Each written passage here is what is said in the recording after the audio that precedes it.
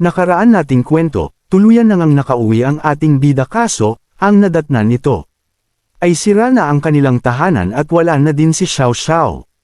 Kaya sobrang nagalit na nga ang ating bida. Kaya pinugutan niya ang mga ulo ng mga ito at isa lang tinire para yun ang magdala sa kanya. Kung nasan si Xiao Xiao. Kaya naman nagpunta na ang ating bida kung nasaan si Xiao Xiao sa lugar nasan si Stoker at lahat. Nga nang hamarang dito at tinatapos nito. Hanggang sa tinitigan na nga ng ating bida ang mga patay gutom na sila Stoker. At sinabi naman ng ating bida balik na daw nila si Xiao Xiao habang may oras pa sila. At ano naman daw karapatan ng ating bida na makipag-negotiate sa kanila mga basura daw ang mga nakalaban nito habang nag-transform na ito at ito na ang makakalaban ng ating bida.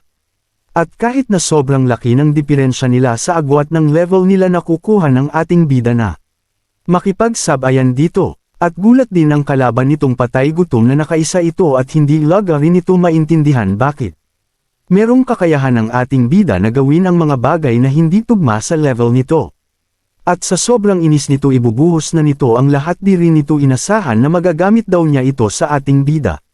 Naakala nito madali lang mapapatay ang ating bida. Sobra nga ang nadagdag sa bilis at lakas nito biglang nagdash ito.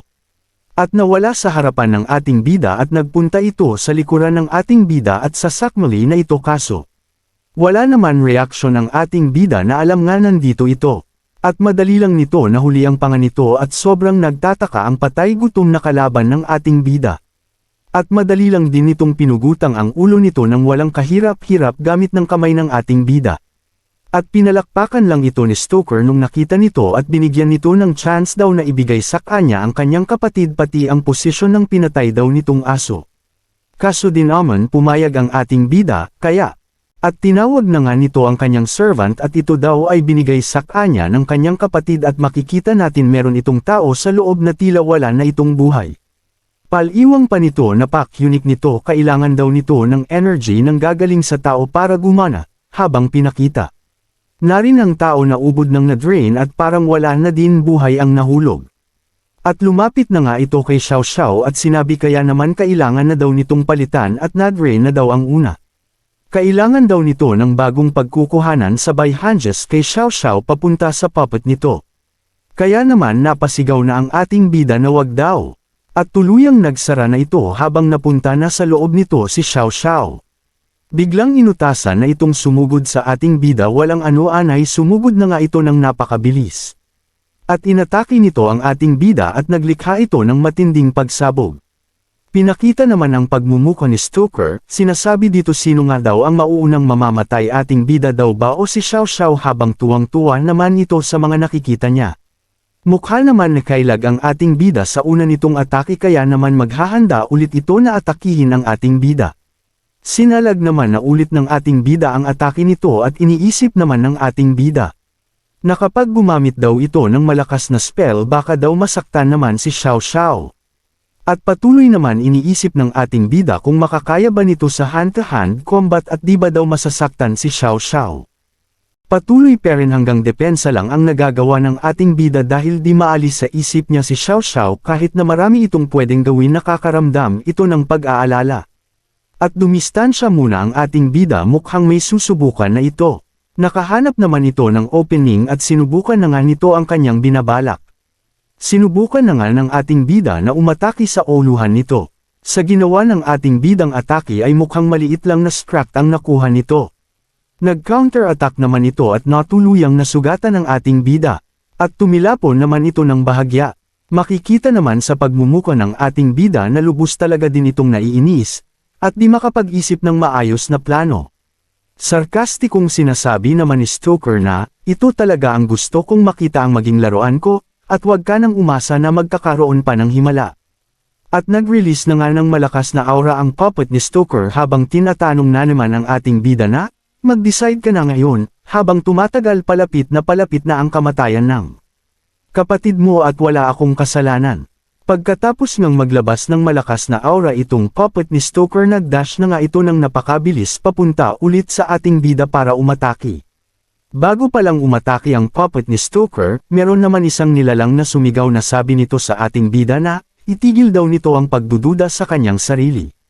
At makikita naman na natin na tutok ang ating bida at malapit na ang atake nitong puppet.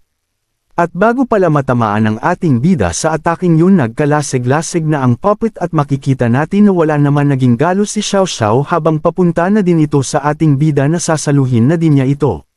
Hawak-hawak na nga ng ating bida si Xiao Xiao sa sobrang bilis ng pangyayari. Pinakita naman ang itsura ni Stoker na nasasabi nito ano daw ang nangyari paano daw. Nakita naman ni Stoker saan galing ang atake bakit nasira ang puppet niya. Doon daw sa pinapakita ng dalawang tao na ang isa may hawak pang espada na hindi naman malinaw sino ang mga ito. Pinakita na nga sino ang babing samurai pala at ang Katie wala ng ating bida, at ito pala ang sinasabi ng ating bida na may ipapagawa dito na importante. Pinakita na nga ang ating bida at nakangiti nga nitong nasasabi sakto lang ang pagdate ninyo. Nanlaki naman ang mga mata ni Stoker at medyo kinakabahan na ito dahil nasabi nga nito, si Nana Miyato ba yun? Tama nga siya nga ang Miyato family's perspective na magiging reawaken, dagdag pa nito bakit anong ginagawa nito dito.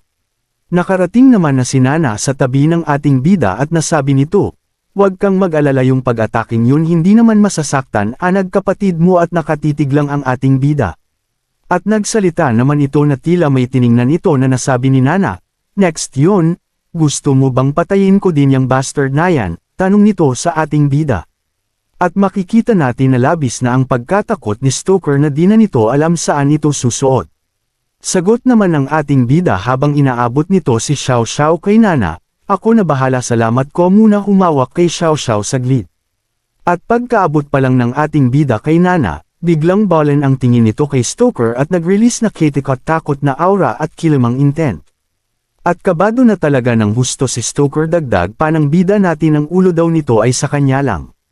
At pinakita nga muna si Nana at ang Katie wala nito na mukhang paalis na din, at nasabi ni Nana sa ating bida na, gawin mo lang ang gusto mo sagot ng Miyato family ano pang mangyari kahit erest ko pa ang buhay ko, gagawin ko din lahat maprotektahan ang kapatid mo. At dagdag pa nga ni Nana, basta mag-iingat kapag katapos mo dyan kita na lang tayo sa aming bahay, ang tinutukoy dito sa Miyato residence. Pinagmamasdan na nga ng ating bida ang pag-alis nila, at dama ko na nga sa ating bida at si Stoker na sumisigaw pa ng ang yabang-yabang daw ni Nana. Bigla naman naglabang na din ito ng espada at nasasabi na nito na nawala na ang takot nito. Yun na nga ang pagkakataon mong mabuhay sinayang mo pa, nalalaban na nga din ito sa ating bida. At di naman natakot ang ating bida bagkus sinabi pa nito ilang kaya ang makukuha kong experience points pag napatay kita. Pinakita naman na ang tagpo na sabay na silang nagdash papunta sa isa't isa. At sa isang saglit sobrang bilis na nga ng paglalaban ng ating bida na parehas silang di nagpapatalo sa isa't isa. Makha naman tabla ang nangyayari at napatigil silang dalawa. Sabay dash ulit para magbangga na ang kanilang atake. At nagtagpo na nga ulit ang atake nila at punong-puno ng confidence ang makikita sa pagmumuka ni Stoker at tahimik lang ating bida. Bigla namang nag-activate ng skill si Stoker na Dark Shadow Assault. Napa-atras naman ang ating bida habang nag-a-activate ng skill si Stoker. Nasabi na nga ng ating bida na, itong skill na ito mula ba siya sa vampire race ang profession niya. Ang bilis naman ng atake ni Stoker at nasugatan na nito ang ating bida. Napansin naman ni Stoker na bakit umaapoy ang balikat nito. Bigla namang sumabog si Stoker na di natin alam kung natapos na kaya ito. At pinakita naman si Stoker na parang wala lang ang pagsabog. At pinakita naman na nang malapitan si Stoker na makikita natin ang pagsabog na pala kanina may damage naman ito kahit papano sa left part of face nito at sa left hand. Pinakita naman na ang ating bida na sa kanya ito nanggaling. Nasabi naman ni Stoker habang nakahawak ito sa mukha niya, wow naman nagawa mo na kung masugatan talaga ba ka nito na natutuwa pa. At nag-release na ulit ito ng aura at mukhang tatapusin na nito ang ating bida, at tuwang-tuwa naman si Stoker sa ginawa niya. At nagdash na nga ito papunta ulit sa ating bida at nasakal na nga niya ito at nasabi kala mo ba makakaisa ka. At napasandal na ng sa pader ang ating bida sa ginawa ni Stoker. Gumamit naman ng skill si Stoker na mag-drain ng energy ng iba at tuluyan na ngang na-restore ang itsura nito at makikita natin na nahihirapan ang ating bida. Nasabi naman ng ating bida bakit hindi daw ito makatakas sa ginagawa ni Stoker sa kanya. At hindi lang energy ngayon ang nag-draw drain sa ating bida kundi pati ang dugo nito mukhang papatayin na ito ni Stoker. Makikita naman natin na mukhang nawawala na ang ating bida habang nakikita natin na iniipon pera ni Stoker ang dugo nito. At biglang pumunta naman ang tagpo sa pagtataka ni Stoker at may hinahan ito. Nasabi naman ni Stoker na bigla siyang nawala at di ko siya na-detect. Pinakita naman saan na ang ating bida napunta. Nasabi na nga ng ating bida na, "Dai ko in-expect mga ito, yung patay gutom na yon, dai ko inasahang malakas pala yon, mapalad peren ako ngayon buti na activate ko ang challenge mission, na nakuha ko nakaraan magagamit ko pala ito ngayon." Dagdag pa ng ating bida na kailangan ko ngayon makaalis na din dito. At pinakita na ang system at nakasabi nito na, ang challenge mission has been activated. Pinakita na nga ang kinalalagyan ng ating bida at may mapapansin tayong sa gita ay may magic circle. Parang mag-a-activate na nga ang magic circle sa harapan ng ating bida. May lumabas naman sa magic circle.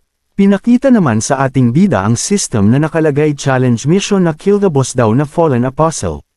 Pinakita naman ang buong itsura ng boss fallen apostle. Bigla namang sumugod ito sa ating bida at napatitig ang ating bida. Umatake na nga ito gamit ang malaki nitong malaking palakol. Sinalag naman ng ating bida ang ginawa nitong atake na nag-observe sa mga nangyayari. Umatake na nga ulit ito. Sa pag-atake nito ng sobrang lakas na wasak naman ang sahig sa ginawa nito. Kaya pala sahig ang natama nito ng pag-atake, nagdash pala ito sa likuran nito. Nasabi naman ng ating bida na natutuwa pa ito na napakahina daw nitong halimaw sa harapan nito. At umatake na nga ang ating bida at makikita naman natin na nasaktan nga ito. Bumagsak na nga ito at humiwalay na nagkanyang ulo. Nagsalita na nga ulit ang ating bida sa ginawa nitong pag-atake sa halimaw na sabi nga nito na, sa combat ability daw nito, parang nasa level 25 daw ito, at bakit daw ang dali lang daw ang mission na ito. Bigla naman napatitig ang ating bida sa halimaw bigla kasing bumangon ito at biglang bumabalik ang ulo nito. Bumalik na nga nag-ulo nito at sumigaw ito ng malakas. Tataka nga ang ating bida na sabi kayang-kaya niyang mag-revive. Nagdash na nga ulit ang ating bida at nag-slash na ulit ito, at nasabi na nga nito na kahit ano pa daw ang gawin nito ganun pa din ang kakalabasan. At ganun na nga ang nangyari bumabalik ang kanyang katawan at pinagmamasdan ng ating bida. Naging seryoso naman ang pagmumuka ng ating bida, kaya naman sinunog na lang niya ito. Pagkatapos naman, nito sunugin nag-slash na nga ulit ito. Pagkatapos nito mag-slash sinuntok naman nito. At umatake na nga ulit ang halimaw sa kanya tapos inisip ng ating bida na mas bumilis ang recovery daw nito. At pinakita naman na ang ating bida na napapagod na nga daw ito, at ano nga daw mali dito at kahit anong gawin nito di daw na natatapos. Di naman inasahan ng ating bida na nakaisa na nga ito dahil ramdam na ito ang pagkapagod nito. Nasabi nga ng ating bida may bug daw ba at di na talaga natatapos nung una pa do okay pa ngayon nakakairita na daw. Naiisip na nga ng ating bida at nasabi nito challenge dungeon, at nasabi nito nasa dungeon ba daw ito. At naiintindihan na do ng ating bida, kaya napasugod na nga ito. Aatake na nga ang halimaw at iisa nga lang ang pattern ng pag-atake nga daw nito. Kaya naman pag-atake nito wala itong nataman. Nasa likod na nga ang ating bida at patuloy pa rin itong nagdash paharap na tila may aatakihin ito ng isang bagay. Nasabi naman ng ating bida na, bakit ngayon ko ang naisip ka masyado akong nagiging panatag eka ng ating bida sa kanyang sarili. May sinapak na nga ito para mavikas. Tuluyan na nga nawasak ng ating bida ang sinisira nito. At nasabi na nga ng ating bida na nakita ko na rin ang main body nito. At nagulat nga din itong halimaw sa ginawa ng ating bida na nasa small room lang daw ang lahat. At sinundan nga rin ito ng halimaw mapapansin natin sa likuran ng ating bida at naghahanda na din ito ng atake. Kaya naman hinati na nga ng ating bida ang halimaw at pasugod pero ng isa pang halimaw sa likuran nito. Pagkatapos ng gawin ng ating bida unting-unti naman natutunaw ang halimaw sa likuran nito na nasabi tama daw hinala nito. Tuluyan na ngang natunaw ito at bigla namang lumitaw na ang system at nasabi dito na successful daw ang ating bida sa pagpatay sa fallen apostle at ang challenge mission ay tapos na din. Dagdag pa ng sinabi ng SIST, binigyan ito ng rewards na pwede na itong magamit ang summoning skill nito na kahit saan na wala na ang restriction, pero hindi pwedeng sabay-sabay kundi dapat one of the time. Kung anong klaseng halimaw ang isusumons nito. Kaya naman sobrang natuwa ang ating bida sa mga nababa nito, at nasasabi nga wala na ang restriction, at pwede ko nang magamit na kahit saan ko pa gusto okay ah. At biglang nawala na nga ang ating bida Mokhan na teleport na naman ito sa ibang lugar.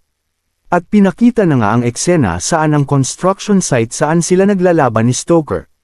Pinakita na nga si Stoker na kasalukuyang nasa venue peren at iniisip paano daw nangyari na nawala ng ganun na lang ang ating bida. Habang nag-iisip na nga ito biglang litaw naman ang ating bida sa likuran nito na naglilisik ang mata at papatayin na nito si Stoker na sa oras na yan di niya alam na sa lokod na pala nito ang hinahanap niya. At napansin na nga ito dahil sa lakas ng pakiramdam niya. Nagugulat pa nga din si Stoker habang nasalag naman nito ang ginawang atake ng ating bida. At tinanong nito ng malumanay ang ating bida, so bumalik ka para sa kamatayan mo. At dinaman nagdalawang isip ang ating bida na sinagot ito na, mali ka sa tanong mo bumalik ako para sa kamatayan mo. Pagkatapos ng masalag ni Stoker ang nagawang atake ng ating bida dumisten siya na ulit at sinasabi, wala akong pakianong tricks ang ginawa mo at nawala ka. Pero sinayang muna naman ang pagkakataon mo para mabuhay kung tumakas ka alang di ka sana mamamatay ngayon. At pinakita na nga ng malapitan ang pagmumuka ng patay gutom na si Stoker na gigil na sinasabi kung yang ang wish mo masaya akong I fulfill yan. Kaya naman nauna nang sumugod ulit si Stoker para patayin na ang ating bida. Napapangiti na nga ang ating bida at may naiisip ng gawin habang sinasabi sa pasugad na si Stoker ay basura. At mapapansin natin na merong berdeng apoy ang na-release sa direction ng ating bida. At papunta nga ito sa pasugad na si Stoker. Napahinto nga si Stoker sa pag-atake nito at natatanong saan na naman daw galing ang pag-ataking ito. Pinakita na nga saan ang nanggagaling ang pag-atake na yun sa tiyan ng isang malaking halimaw. Habang takang-taka si Stoker sa mga nangyayari sumugod naman na ang ating bida na gusto na ding mapatay ito. At nagawa naman ng ating bida na ma-slash si Stoker kaso. Nagawa nitong makagamit ng skill para makatakas sa atake ng ating bida. Habang nakabitin nga ito sa gilid ng isang building, nagtatanga itong tinanong yung halibaw na yun ikaw ang nag-summon ka nga nito sa ating bida, dagdag pa nito. Tinanong nito kung summoner ba ang ating bida. Patuloy pang ang nagsalita si Stoker at nasasabi nito sa ating bida na, walang summoner na ganyan ang lakas pati ang magkaroon ng malakas na magic, sino ka ba talaga? Anong klaseng halimaw ka? Sinagot naman ng ating bida na may sarkastikong tingin na pinagsesebi mo. Anong halimaw? Dagdag pa ng ating bida ano bang pinagsasabi mo kung ako sayo unahin mo muna sarili mo habang sinabi ng ating bida ito. Meron naman mga fireballs ang papunta na sa nakabitin na si Stoker at nagulat nga din ito sa nakikita nito. Tuluyan na nga tumama ang fireball kay Stoker na takang-taka peren sa mga nangyayari. Habang nasa ere ito hinanap nito saan na naman nanggaling ang ataking yun. Nakita naman nito saan ito nanggaling ang ataking yun at nasasabi na ni Stoker na kapag summons na naman siya ng iba at marami pa. Tuluyan na ngang bumagsak ito si Stoker sa lapag dahil sa nagawang atake na nanggaling sa mga leech. Tumayo na nga itong si Stoker at gali na galit sa ating bida na hindi daw ba itong isang lalaki at di siya makipaglaban daw na mag-isa lang. Ngumiti na nga ulit ang ating bida, nasabi na lang na may pang-asar pa kay Stoker na sorry daw. At pinakita na nga ang eksena, na nagsusumons na nga ito ng panibagong batch ng halimaw. Sumugod na nga ang halimaw na nasummon ng ating bida papunta ka Stoker. At wala na ngang magawa si Stoker kundi sobrang galit na nga. Habang madali lang napatayin ang mga summons ng ating bida, sinabi naman ni Stoker na kahit ano pang palabesin mo madali lang napatayin mga yan. Ganun ba nasabi na lang ng ating bida na mukhang may gagawin pa ulit itong magpapagulat na naman kay Stoker. Sa bagay basura pala ito dagdag pa ng ating bida habang lumabas na nga sa tabi nito ang Stone Boss Dragon. Kaya naman di na makasalita pa si Stoker at di makapaniwala sa mga nasasaksihan nito. Pinakita na nga ang Dragon Bone na mukhang magre-release na din ito ng massive attack. Ganun na nga ang ginawa nito na natutuwa naman ang ating bida na habang pinapanood ang mga nangyayari. Wala na ngang sinasantong atake ng Dragon Bone na walang pake ito sa mga nadadaanan nito. At habang pinapanood ni Stoker ang atake ng Bone Dragon papapunta sa kanya, At nasasabi nito ano pa nga daw ang tinatago ng ating bida at di na nga daw nito maiiwasan pa ang atake ng Bone Dragon. Ginamit lang pala ng ating bida ang Bone Dragon para makaatake ito ng hindi inaasahan ni Stoker at makikita natin na mukhang humiwalay na nga ang ulo nito. Habang sumisirit na nga ang dugo sa leeg ng pinutol ng ating bida na mula kay Stoker na sabi nito na, hanggal ka sa digmaan pag nagpakita ka ng kahinaan talo ka. Kaso nga lang nagulat ito at bakit daw walang system notification na tapos na. Paglinggo nga nito sa wala ng ulong si Stoker mukhang nagre-revive pa ito. Tinitigan naman ng gating bida ang mga nangyayari at may natanto yan baang. Pinakita naman ang nabuong dugo sa ere na mukhang sisabog ito. Ganon na nga ang nangyari, at ginawa naman depensahan ng ating bida ang ataking yun. Pinapakita na tumatama naman ito sa iba't ibang parte ng ating bida sa leeg nito. Pati sa kamay, at pinakita naman na nahihirapan ang ating bida, napakatanga daw nito di niya naiisip ang na may ganito palang skill ito masyado siyang nagpapabe. Na habang nilalabanan ng ating bida ang nararamdaman nito, may nagsisalita naman sa kanyang isip na tila nagwagi na nga ito na maposes ang katawan ng ating bida. Sinasabi nga nito akin na itong katawan na ito, perfect body, at naiinis ang ating bida habang napoposes na ni Stoker ang katawan nito. Nasabi pa nga ni Stoker gagawin ko sisirain ko ang kaluluwa mo at ako na ang panibagong nagmamayari nito ngayon, habang nakikita naman natin na hirap na ang ating bida na labanan ang ginagawa ni Stoker. Tuluyan nang pinakita ang loob ng kaluluwa ng ating bida at nandun nga si Stoker para tuluyan nitong makompletong ang gagawin nito, at nasasabi niya na, ito pala ang spirit world ng bastardong yun. Tumatawa na nga ito gagawin niya papatayin daw nito ang kaluluwa nito at tapos na nga daw ang lahat. Napatigil nga sa kakatawa si Stoker dahil may narinig itong boses at sinasabi nito na, humanda ka ng mamatay na may nakakatakot na boses, at biglang. At ayan na nga pinakita na kung sino ang nagsisalita ito pala ang ating bida at makikita natin na sobrang laki nga ng kaluluwa nito at isang langgam lang si Stoker sa mga palad na ito, nang biglang. Abangan na nga natin sa susunod na kwento. Sa ginawang pag-atake ni Stoker sa katawan ng ating bida, tuluyan na kaya nito makukuha ang katawan ng ating bida. At sa pagpunta nito sa spirit world ng ating bida hindi nga nito inaasahan ang mga nangyari. Naharap nito ang totoong katauhan ng ating bida at biglang-bigla. Ano naman kaya ang gagawin ni Stoker para lang mapapayag ang ating bida na hindi ito patayin? Kaya naman kung nagustuhan mo itong kwento at gusto mo pang mga ganito wag mong hahayaan di ka makapag-like at comments, at syempre palambing na din ng subscribe dapat naka-bell all para updated ka lag sa mga susunod pa nating uploads. Muli maraming salamat sa suportang tunay.